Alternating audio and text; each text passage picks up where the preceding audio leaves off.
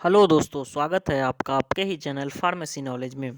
इस वीडियो को आप एंड तक ज़रूर देखें क्योंकि इस वीडियो में हमने ह्यूमन हेल्थ के रिलेटेड बेसिक पॉइंट को जानने की कोशिश करेंगे जो कि आपको पता होना चाहिए।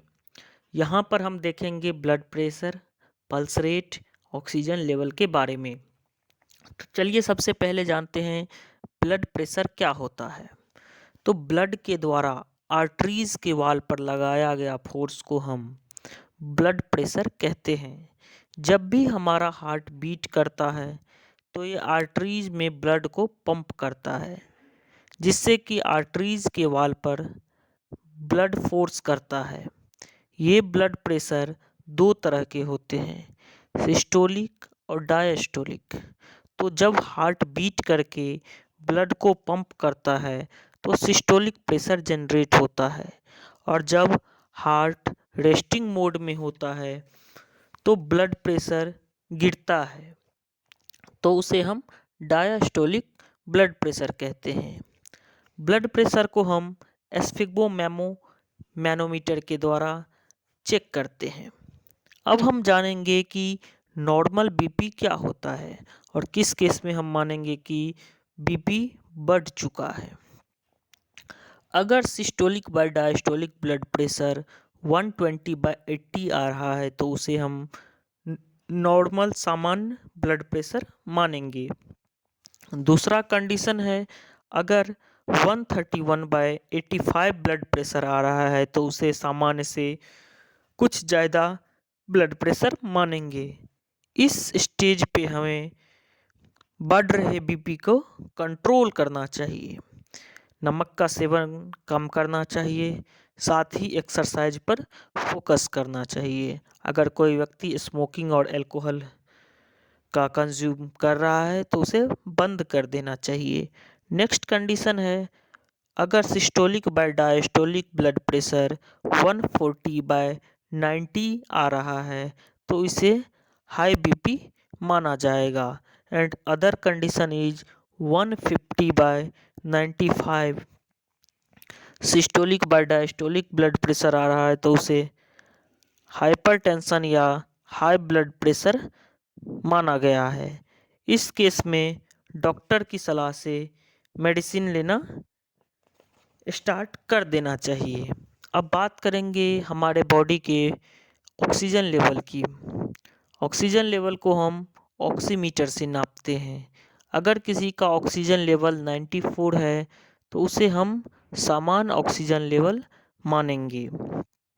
अगर किसी का ऑक्सीजन लेवल 95 टू 100 के बीच में आता है तो उसे ऑक्सीजन लेवल बहुत अच्छा माना जाता है।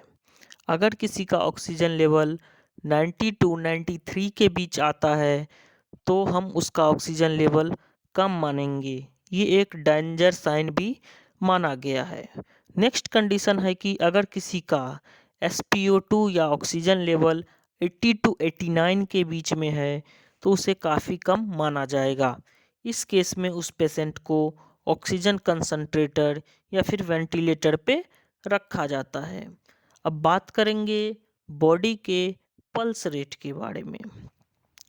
हमारा हार्ट 1 मिनट में जितनी बार बीट होता है या धड़कता है उसे हम पल्स रेट कहते हैं। ये pulse rate person to person vary करता है। अगर कोई व्यक्ति रेस्ट कर रहा है तो उसका उस टाइम पल्स रेट लो होगा, जबकि कोई व्यक्ति अगर एक्सरसाइज कर रहा है तो उसका उस टाइम पल्स रेट बढ़ जाएगा, क्योंकि एक्सरसाइज के टाइम में बॉडी को ज़्यादा ऑक्सीजन रिच ब्लड की ज़रूरत होती है। अगर किसी व्यक्ति का पल्स रेट 72 टू 75 पर मिनट आ रहा है तो उसे हम बहुत अच्छा पल्स रेट मानेंगे। अगर किसी व्यक्ति का पल्स रेट 60 टू 80 पर मिनट है तो उसे नॉर्मल पल्स रेट मानेंगे। नेक्स्ट कंडीशन इज, अगर किसी व्यक्ति का पल्स रेट 90 टू 120 पर मिनट आ रहा है तो उसे हम बढ़ा हुआ पल्स रेट मानेंगे। अब बात करेंगे हम बॉडी टेम्परेचर के बारे में। थर्मोमीटर के द्वारा हम बॉडी के टेम्परेचर को चेक करते हैं। किसी भी तरह के इन्फेक्शन होने पर या पायरोजन के हमारे बॉडी में एंट्री होने पर हमारे बॉडी का टेम्परेचर इंक्रीज हो जाता है। अगर किसी व्यक्ति का 92 टू 98.6 डिग्री फ़ारेनहाइट टेम्परेचर आ रहा है तो उसे हम नॉर्मल बॉडी टेम्परेचर कहते हैं। अगर किसी व्यक्ति का body temperature 99 to 100 degree Fahrenheit है तो उसे कम बुखार जैसा सिचुएशन माना जाएगा।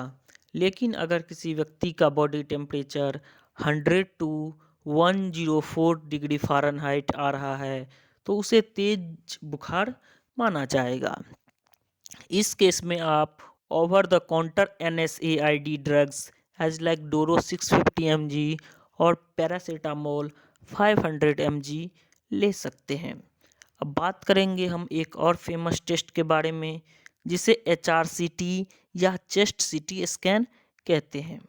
HRCT का फुल फॉर्म है हाई रेजोल्यूशन कंप्यूटर टोमोग्राफी, जिसका यूज हम लंग्स और एयरवेज के रिलेटेड इन्फेक्शन और लंग्स डिजीज के डायग्नोसिस में करते हैं। HRCT मेनली ये बताता है कि कोई भी लंग्स इन्फेक्शन होने पर आपका कितना % लंग्स ठीक है और कितना % खराब हो चुका है। इसे HRCT स्कोर का भी नाम दिया गया है। अगर किसी व्यक्ति का 0 से 8 HRCT स्कोर है तो उसे लंग्स में माइल्ड इन्फेक्शन है। अगर किसी व्यक्ति का 9 से 18 HRCT स्कोर आ रहा है तो उसे मॉडरेट इन्फेक्शन माना गया है। लेकिन नेक्स्ट कंडीशन इज अगर किसी व्यक्ति का HRCT स्कोर 19 से 25 के बीच में आ रहा है तो उसे सीवियर इन्फेक्शन यानी गंभीर इन्फेक्शन माना गया है। इस केस में न्यूमोनिया जैसे कंडीशन भी अपीयर्ड होते हैं। इसके साथ ही पेशेंट को सांस लेने में भी काफ़ी कठिनाई होती है। इस केस में डॉक्टर की सलाह से उसे वेंटिलेटर पे रखा जाता है। आज